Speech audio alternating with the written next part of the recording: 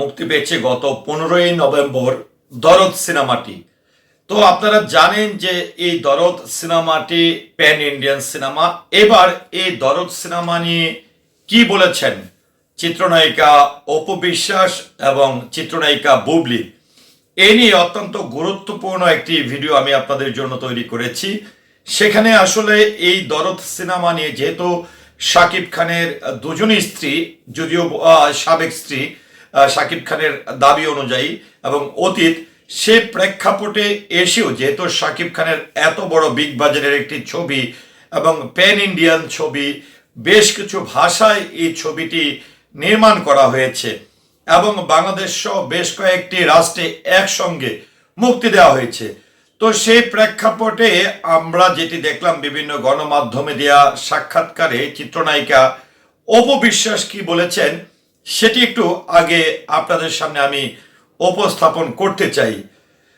চিত্রনায়িকা অপু বিশ্বাস এই দরদ সিনেমা শুরু থেকেই শাকিব খানের প্রতি শুভকামনা জানিয়েছেন এবং তিনি গুরুত্ব সহকারে যেটি বলেছেন যে যত কিছুই হোক না কেন ব্যক্তিগত জীবনের ঊর্ধ্বে এসে শাকিব খানের হাত ধরে এবং শাকিব খানের সঙ্গেই তিনি প্রথম জুটিবদ্ধ হয়ে চলচ্চিত্রে যাত্রা শুরু করে। সেই প্রেক্ষাপটে একজন কো আর্টিস্ট হিসাবে এবং সহকর্মী হিসাবে শাকিব খানের জন্য বরাবরই তিনি শুভকামনা করেন।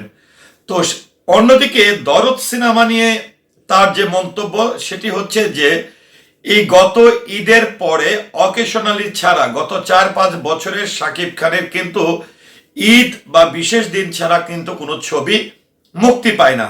সেই প্রেক্ষাপটে এবং এই বর্তমান যে রাজনৈতিক পরিস্থিতি, এই পরিস্থিতিতে এসে শাকিব খানের দরদ সিনেমাটি মুক্তি পেয়েছে এবং তিনি কিন্তু খুবই আশাবাদী যে শাকিব খান মানেই দর্শক হলে যাবে, শাকিব খান মানেই হচ্ছে চলচ্চিত্র প্রেমীরা হলমুখী হবে, এমনটা তিনি প্রত্যাশা করেছেন। এবং আরেকটি বিষয় তিনি বলেছেন যে শাকিব খানের ছবি কোনো বিশেষ দিন না, শাকিব খান মানেই হচ্ছে প্রতিদিন, অর্থাৎ শাকিব খানের ছবি যখনই মুক্তি দেওয়া হবে দর্শক হুমড়ি খেয়ে সিনেমা দেখতে যাবে। অন্যদিকে শাকিব খানের এই দরদ সিনেমা নিয়ে কিন্তু কোনো কথাই বলেনি চিত্রনায়িকা বুবলি, এমনকি শুভকামনাও জানায়নি চিত্রনায়িকা বুবলি। তো শাকিব খানের এই দরদ সিনেমা নিয়ে বরাবরই অপু বিশ্বাস শুরু থেকেই তিনি কিন্তু সাংবাদিকদের মুখোমুখি হয়ে শুভকামনা জানিয়েছেন, কিন্তু নিশ্চুপ আছেন চিত্রনায়িকা বুবলি।